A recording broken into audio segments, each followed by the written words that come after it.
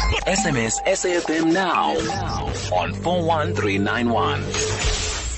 Late Night Conversations, Monday to Thursday, 10 p.m. till midnight.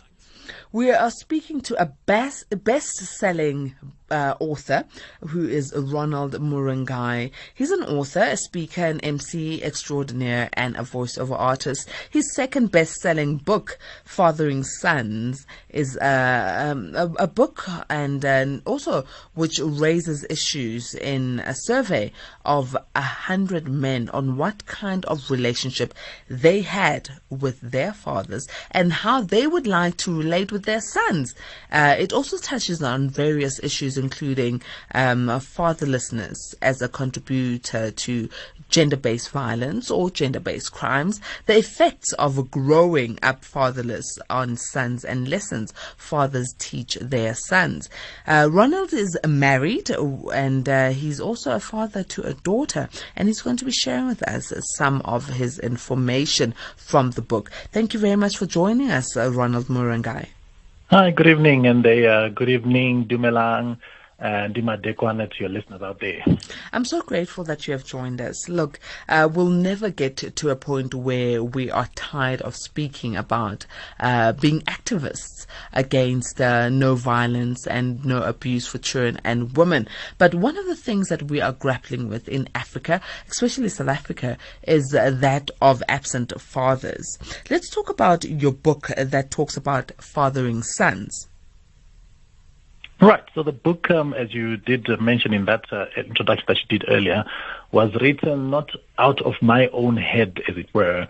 I authored by way of sending out a survey, and from the questions that I sent to these guys, how good was your relationship with your father? Was your father even at home? How did your father love your mother? What would you like to teach your son that you learned from your father? What would you like to not teach your son that you got from your father, et cetera, and all these questions.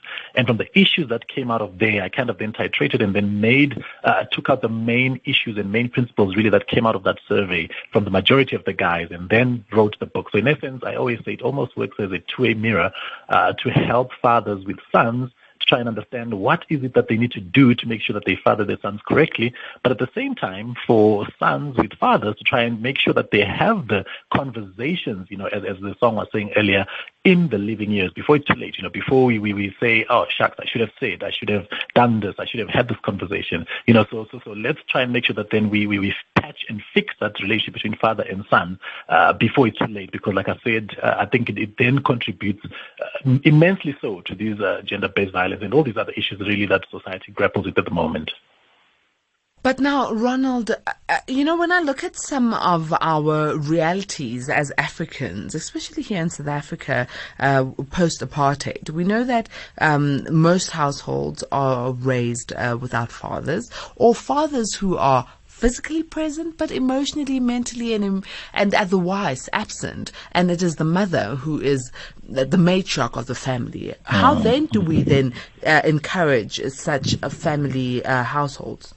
I think really the beginning point would be to first of all realize that we do have a problem, and I think you put it succinctly there to say the majority of households, because the last statistics that I read from Sonke Gender Justice that came out earlier this year puts it at about 66% of children that grow up without their fathers at home. That's literally no father, before we even talk about the emotionally absent father. So it already says then that we have a gaping hole in terms of who needs to be responsible in giving that authority over the child within this household setup. And that role should be really the fathers who, as you say from the statistics, is not there. So what I'm saying is then the fact that it's like that does not mean it has to continue like that. So we might sit here again perhaps in 5 years' time, in 10 years' time, and look at the stats, and potentially they look the same. But what I want to emphasize, therefore, is to say, what then can we make differently to make sure that the boys that are growing up today will not face or become the men that we are today? As we see, of course, especially with this gender-based violence thing, we are monsters generally. I don't want to hide it behind the bush and try and paint it any other way, but really we have messed up, and our women do not trust us. We cannot even give a lift to a woman in the rain because she's thinking, what are they going to do to me? So what I'm saying is, and what I'm trying to propagate for within our cultural context, is to say, how then do we make sure that the boys that are growing up today do not end up first like us? Secondly, without the issues that we have faced, especially particularly when it comes to this fatherlessness thing. And there's a number of ways, of course, that I also try and suggest in the book and from the talk that I do as well, to say potentially if we now try and step up and become mentors, Malume, take on that son who you know does not have you, your sister's child does not have a father who's growing up. Where Nakamostra thing, you're sharing a street and you know that there's 2-3 children down that street that were you staying in that don't have fathers. Can you at least take an hour of your week or a day to make sure that you just try and impart some knowledge about really what a man is about and how to be a man to these young boys so that we prevent what we are seeing today? It would really be a waste of time to have another 16 days of activism 20 years from now and still be singing the same song whilst looking at the same steps. I'm saying it is a long-term solution. Yes, definitely. It's not going to happen overnight. But if we start now, we can then make that practical difference, even within our cultural context and the things that you just mentioned earlier. We are speaking to Ronald Muringai, who's an author and a speaker and an MC extraordinaire alongside to being a voiceover artist, someone who's got a multi-talents. And we are speaking about why 16 Days of Activism is so important to us as Africans and South Africans. Please do call in 80 minutes and let us know what your view is on us as South Africans getting it right when it comes to fathering sons, whether it is from the point of view of an uncle, a grandfather, a neighbor, or a brother, and let us know how important this is, or how effective or ineffective, if you've experienced it, this could be. The number that you could dial is 011-714-2006. Alternatively, call in on 011-714-4045. For WhatsApps, please send them to 0614-104-107, or send us an SMS on 41391. Ronald, you speak about how even, uncles could step in. And I think about my own upbringing and how I can't, other than my grandfather, really remember, especially as a teenager, having any other male figure who stepped in.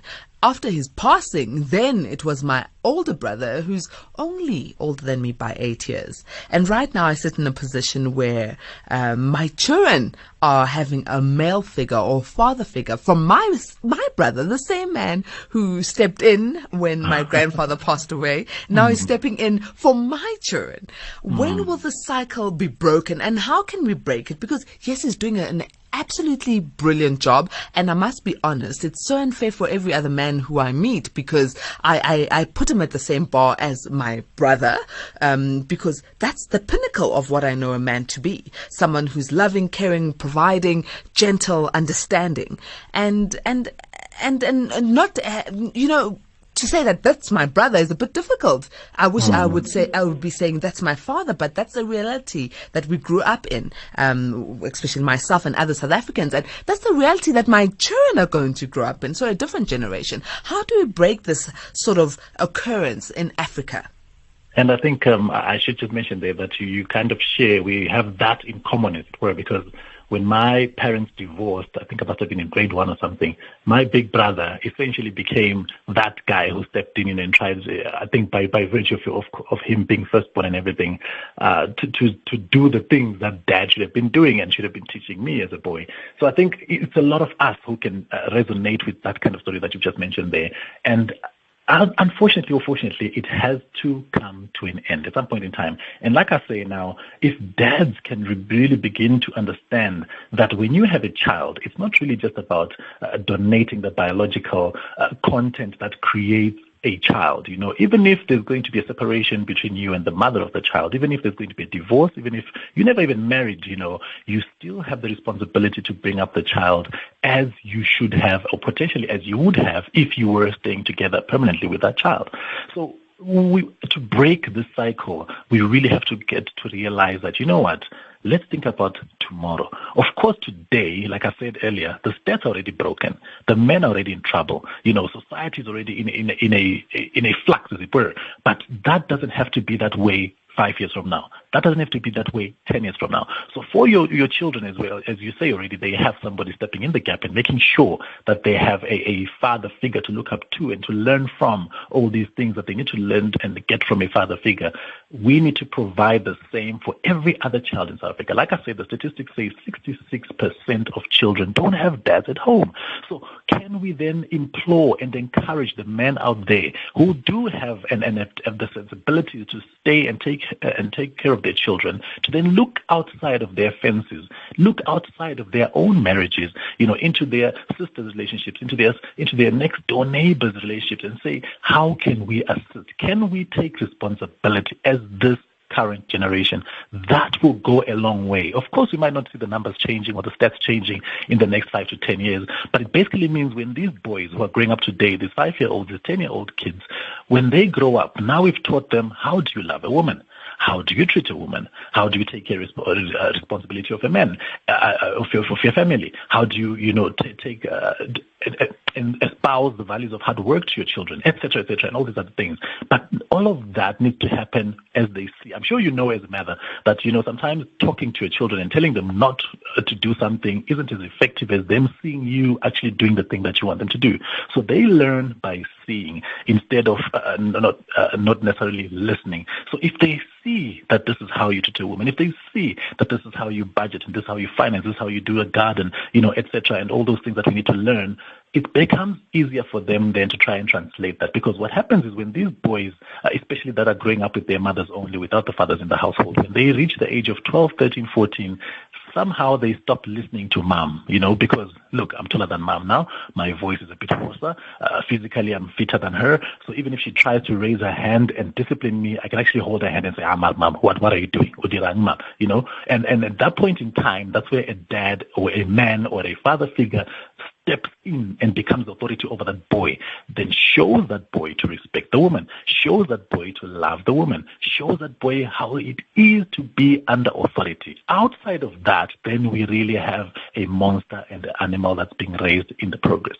So I'm saying it won't take, it's not an overnight process. It's not going to happen overnight. Yes, we're currently facing this problem, but if we do this simple thing that I'm trying to advise and encourage us to do, I'm sure we'll make a big impact going into the future. Well, that's the impact that we are hoping will make. This is SAFM Late Night Conversations. We're talking to Ronald Muringai, who's an author, and one of his best-selling books is called Fathering Sons. Ronald, talk to me about some of the steps that we can take, especially for those households that really don't have a father figure. There's no uncle to look up to. There's, there's no older brother to look up to, unlike in my case and in your case. What are some of the steps that we should take? Because we are actually realizing that some of the gender-based violence or gender-based crimes are as an account of people not having someone to look up to, especially from the male side. That's true. And I think there's a Zulu saying that says, "Ikocha is a man's." In other words, a tree must be bent whilst it's still small. And the bigger it grows, then it becomes a bit more difficult to do that and to try and shape that when it's harder, when the trunk is harder. Now, of course, like you say, there are families that, perhaps dad has passed away. Maybe it's not as bad a situation as a breakup or a divorce or anything like that, but he's just passed away when the kids were still young. What then must happen? Potentially, like you say, there's no big brother, or there's no malume, or there's no grandfather. Yes, that's all understandable. But I'm saying I want to encourage the mothers out there, because the stats and research kind of says that if a child who grows up without a father, based on the fact that, of course, whatever has taken place has made sure that dad is not there, or if mothers hold back their children from their fathers or potentially their relatives as well, the effect on that child is the same. That child will turn out pretty much the same, whether or not mom was encouraging or discouraging that child to have some sort of interaction with the father or some male figure of sorts. So what we have to do then is to say, for us to get over that, can we, mama, you raising the child alone with no father, with no malume, with no big brother, can you look outside? Can you look at your church, your pastor perhaps to try and help you? Can you look at your relatives, outside of your brothers, if you don't have any, perhaps look at your babomnanes or your babomkulus or whoever it is who is a male figure, because unfortunately for boys, like I said, during that age where they become teenagers or preteens and moving into that stage, they need a male figure.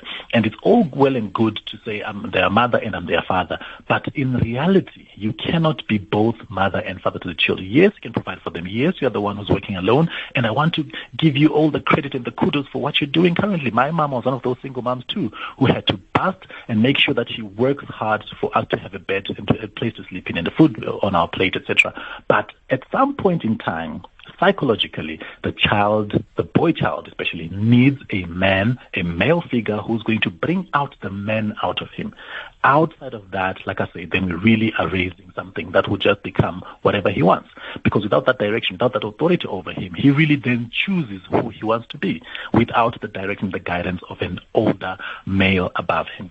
So I want to put the encouragement into the mother to say, look outside your family, look outside your social circles and see if there's a man or a male figure that you can just get to help your boy child get better. Failure to that, there's also companies out there, there's organizations, there's one I know that's called the Good Character Company, where they also do these things as well. They have mentorship programs for young boys who don't have male figures around them. So you can also contact them, look at their website, charactercompany.co.za, I think, and then try and get in touch with mentors then in your area who can then help your boys to become men, as it were, boys to men. Let me take a break, and after that I'm going to come to Anonymous, who's holding on the line, but I wish I could throw a spanner in the works right now with the statement that you've just made, but I'll do that after the break. A-teamers, please also join in on the conversation. We're talking about why it is important for us to really make sure that the 16 days of activism against no abuse for women and children is actually upheld, and we're speaking to an author and acclaimed speaker and MC and voiceover artist Ronald Muringai, who wrote a best-selling book titled Fathering Sons. This is SAFM. Please do send us your WhatsApps on 0614 104 107 or even SMS on 41391. Tweet at SFM Radio and at Patricia Ntuli. 20 minutes to midnight. This is SFM 104 to 107 nationwide, leading the late night conversations. My name is Patricia Ntuli, and we are talking to author of a best-selling book, Fathering Sons, Ronald Muringai, talking about why 16 days of activism is so important. Let me go to Anonymous on the line. Anonymous, good evening. Good evening to you, and good evening to your guests. You've got a fabulous guest on your show, and amazing words, beautiful speech, and well done, well said by your guest. But my question is, how many people will read that book? That's the question we all need to ask. We have the 16 days of activism where people are singing songs. How many people are reaching that song? Because in the interim, people are still murdering. People are still killing. So how is it reaching the individual? Because I feel the best way that that social welfare officers, like we used to be in a social welfare officer years gone by, and we used to go to people's place of residence, educating persons. When there's a complaint lodged with the social welfare or with somebody, we used to go and engage with the person personally. Now, some people just don't read. And it's put in English vernacular. People cannot speak English. They speak their own vernacular. It depends what school they went to. It depends where they grew up. It just depends on everything else. So I don't know how your guest, but your guest is 100% correct on everything that he says, but putting it into perspective is very important. Thank you very much, Anonymous. Let me allow Ronald to respond. Ronald. Right, thank you, Anonymous, and thank you very much for the very tough question. I don't think your producer warned me that I was going to be grilled like this on your show. But look, it's a very important question, and I love it because we always have, and I think it's really, when you look at it, it's an annual thing that we've had this 16 days of activism, for example. And the question then becomes, are we effective? Is it actually making a dent? Is there a change in the statistics in gender-based violence as a result directly of this 16 Days of Activism. And if you look at the news, for the past 5 or 6 years, the stats really have not changed. They're really the same. Yet every year we have a big speech from the Minister or the President. We talk about these things and we have all these seminars, etc., and it looks like we're really just not making an impact. Potentially not everybody's going to read my book, yes, because I'm just a small little author in a small little city called Pretoria. Potentially people won't have access to my book, but this is what happens. The opportunities have been given as well to speak. For example, on your station right now, I know millions are listening, and the conversation then begins to take place in their heads, in their households, potentially with their families and with their friends. And I'm hoping that then makes an impact. I just came back from a gathering we had on Saturday as well in Siyabusa in Mpumalanga, where about 60 men were there, of various ages, from right through the generations, and we were talking about these issues as well. So I'm saying we might not be able to make a wholesale change that will be visible on the statistics that come out next year. But for the 2 or 3 or 4 or 5 people who are listening and actually applying the principles that they hear with this message, we can change. Ultimately, the world is not going to be changed at the same time, right? But one person at a time, we can try and make that message, convince them, make sure that they deal with the issues that make them become abusers and monsters, and hopefully then become a better society tomorrow. So yes, I know it looks like we are really fighting a flood with buckets, but ultimately, that one person, those 2-3 people, is one less person most likely to commit gender-based violence in the future. And I think that's a victory that I'm willing to celebrate at the moment. So yes, I suppose we have to continually have then these conversations on your platforms, on TV and everybody else, because yes, not everybody reads and not everybody speaks English. But where we can, let's try our best to make sure that we make that impact.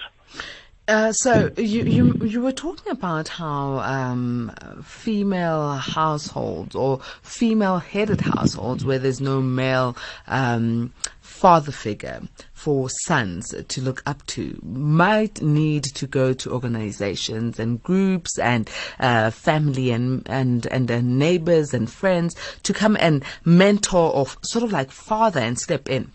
And I said I'm going to throw in spanner in the works. Now, growing up in a household myself where there was really no father figure, I know my older brother that I speak about so fondly was also one, although he's older than me, who did not really experience the hand of a father figure for a long time. When he was in his teenage years, he was literally raised by my mother, who's, our mother. And he is an absolutely awesome man. So where do we put the role and responsibility of women when it comes to curbing gender-based violence, especially us as women? What is our responsibility? Because there are women who are doing a sterling job in making sure that men understand how to treat other women. Very, very good question, that. So you see, there are women who are doing that, and we must give kudos to them, like I mentioned earlier, who are doing a sterling job in working, making sure that these children have what they require, have food in their stomachs, and have a place to sleep at night.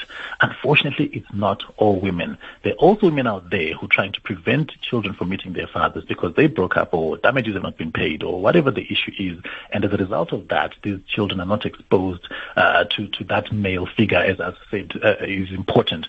Now, I can also testify and say, okay, perhaps I became a better man. But I'm saying what really drove me to write the book, and you'll see if you read it as well, is that I also developed some sort of anger issues that were inside of me. I knew my dad was alive. I knew he was somewhere, remarried elsewhere, has another family outside. And in that, I started to begin to ask myself questions. Why is he not taking care of me? Why is he not here at home, making sure that we've got bread and food on our table? He had a nice big mansion on the other side of town, and we were really struggling in a 2-roomed, somewhere where I grew up. And all of these things kind of really built up some sort of anger inside of me. So my mom could have done absolutely nothing about that. What she could have then done is potentially open up a platform, which is what I'm encouraging all women to do now, with some other male figure that this boy, this young Ronald, can speak to, can have a proper man-to-man conversation that will actually make a difference in the way that I think, in the way that I act. And that will definitely have changed the trajectory of my life. I can guarantee you that, speaking from my own personal experience. So I'm saying, yes, it's all well and good that your brother he grew up and became the good man that he is, but he would have potentially have gotten other stuff from a male figure that would have really helped him to become even a better person than he is today. And that's what I'm saying. Your children then obviously need that and have him. That's good for them. And hopefully then every other child in South Africa. It's really a big thing that we need to do. It's really a generational shift in the mindset, the transformational mindset that we need to have if we're going to do this and to do this successfully. So, because I'm telling you, if without that, we really were going to be sitting here 20 years from now having the same conversation, looking at the same statistics, because unfortunately our boys who are growing up today will also just potentially have the same kind of anger that I had and become menace to society in future. Are we saying, Ronald, that it is anger that is fueling gender-based violence?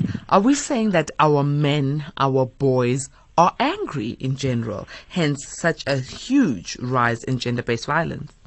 I was actually just talking about that earlier, that, you go to a club today, and when people have had a number of these drinks and somebody just steps on you, you really can see a fight break out there that can even result in violence and people getting hurt just because you stepped on me.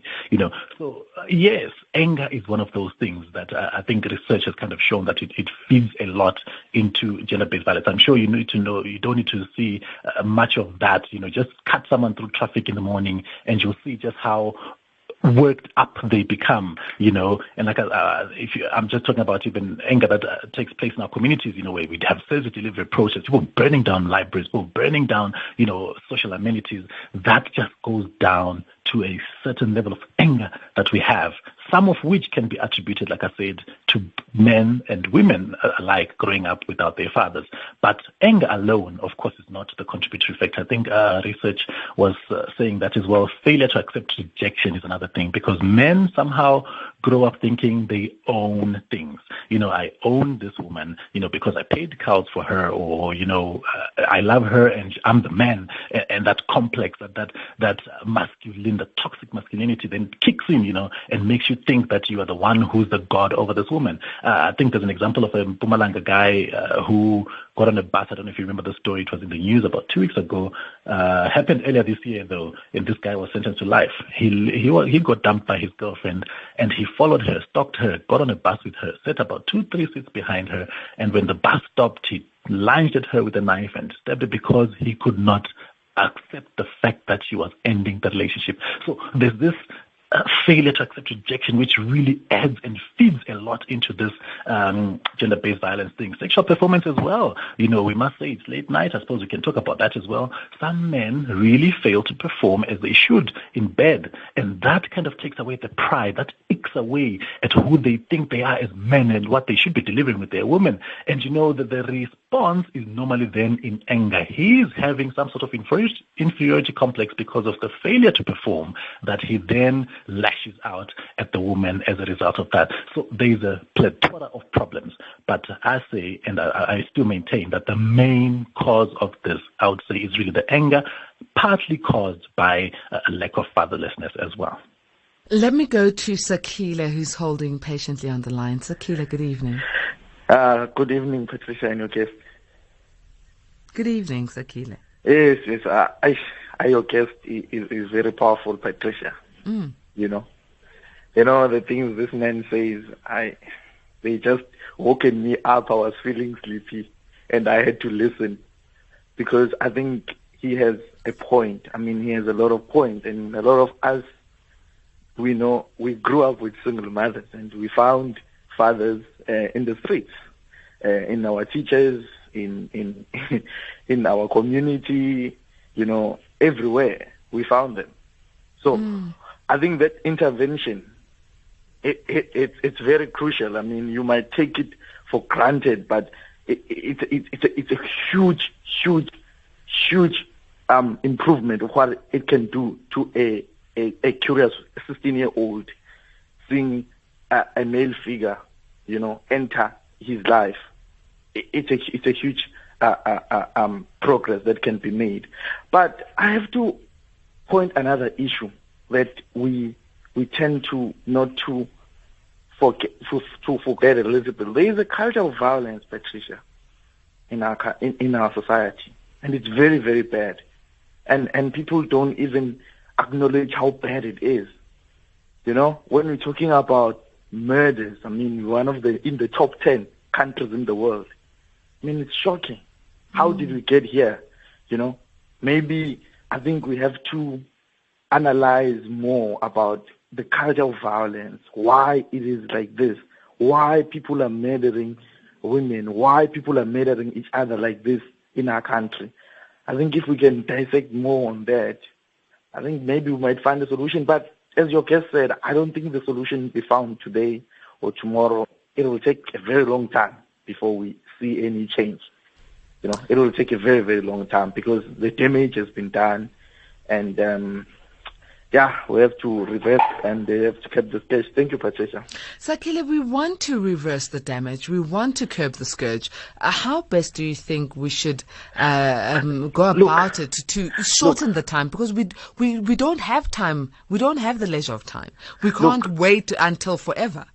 Look, Patricia, you know, I wanted to dissect on that. You remember when you spoke about the Middle Eastern countries, the West Asian countries. You see, Patricia, our society is less patriarchal than those countries. Those countries are very patriarchal. Yes, we don't see this kind of violence that we see in our country. Our country is way more progressive than those societies. But why are those men not murdering their women? Why are we doing it here? It's a question that I won't ask. I won't answer because I don't know, Patricia. You know, I wish I had an answer. I wish I had a direct answer.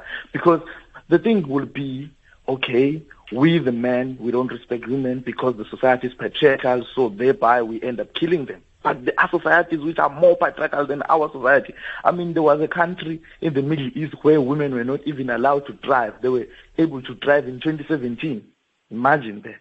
And then in our country where we call ourselves progressive, we have rights, and then we have this. And unfortunately, I don't have answers, but your guest, Patricia, is very powerful. Thank you, Patricia. Thank you very much for the compliment, Sakile, to Ronald, and also thank you for your take on this particular conversation. Ronald, those are the compliments to you, that you are very powerful, but it seems like the scourge that we are facing of gender-based violence might be one that we would need to endure for much longer. Unlike COVID-19 that can have with immediate effect, these are the regulations. It does not seem the same will be done with gender-based violence. That's true. And I think it kind of, I was listening to your show earlier as well, you know, with that man, Billy Selekane, whom I look up to so much. And the whole thing you're talking about there, the responsibility and accountability, I think in the interim, these are things that we can actually use as well, outside of just the COVID, to try and help society deal with this gender-based violence issue. Because what we're saying is, if a man can be accountable to another man, he doesn't have to be somebody who he looks up to. Potentially it's even his friend. Potentially somebody that he stays within the community, perhaps somebody that he goes to with church, perhaps somebody that he drinks with, etc. But if he can be able to express the anger or the guilt or whatever it is that causes him to lift up his hand and hit his wife and hit his girlfriend, you know, talk about those issues, then at least we can try and find solutions to them for that particular individual. Do you need perhaps trauma counseling? Do you need just a consultation, perhaps with a psychologist, psychiatrist, whatever it is? But begin to talk. Be accountable to somebody. You are not your own man and you will not solve all your own problems. And to take that kind of responsibility, under that level of accountability, I'm telling you, we can really make a difference in the interim as we are working towards the long term. Well, there's a lot that still needs to be done because we want to see an end to all of this gender-based violence and crimes. Thank you so very much, Ronald, for speaking to us and for sharing your wealth of knowledge and some of your snippets from your book, Fathering Sons. How do we get hold of your books? Right. So for somebody who wants to get hold of my book, you can contact me via social media. You can look at me perhaps on Twitter. I'm Muringai03, or you can look for Ronald the Speaker on Facebook and or Instagram. Ronald the Speaker. You'll find me there. Connect and let's see how we can get you the book. But otherwise, thank you very much as well for having me on your show. It's really a privilege and honor to be able to talk about these issues and hopefully make a difference in someone's life out there. Thanks to Anonymous and thanks to Sakile as well for their contributions. I think it's really great that we have a conversation so open, yet talking about such deeply embedded issues that affect society today. Thank you very much, Ronald, and I look forward to grabbing a hold of your book, Fathering Sons. Perhaps I'll learn a thing or two. Have a great evening. Thank you very much, Ms. Patricia. Appreciate it. Well, that marks the end of our late night conversations for this evening. Trust you me, we are back tomorrow, being the 16th of December. Now, South Africa, I may not be the father of the nation. I may not be the mother of the nation either. But as A-teamers, can we please be responsible tomorrow? Kusasa is the 16th of December. We are aware that traditionally we celebrate, we party, we enjoy ourselves, we let loose. COVID-19 is a reality. Please let loose within the parameters of COVID-19. This is my only plea. The 16th of December should not be one of those days that we mark as a day where the numbers of COVID-19 infections increased. Please wear your masks. Keep safe following distances, adhere to all the lockdown regulations, ensure that you do not find yourself outside of the curfew time limits, unless you're working like some of us, and I'll be definitely on air. So let's do the right thing. Let's just do the right things, and we will all survive the 16th of December and the entire festive season. A-teamers, from our side to you, may goodness and grace lead you to the great heights of success. Let me remind you, Mandla Shongwe is back up at 3 a.m. until 5 a.m., followed by Elvis Preslin, who's going to give you first take from 5 a.m. until 6 a.m. Stephen Schritters is up with Sunrise from 6 a.m. until 9 a.m. Goodness and grace lead you to the great heights of success.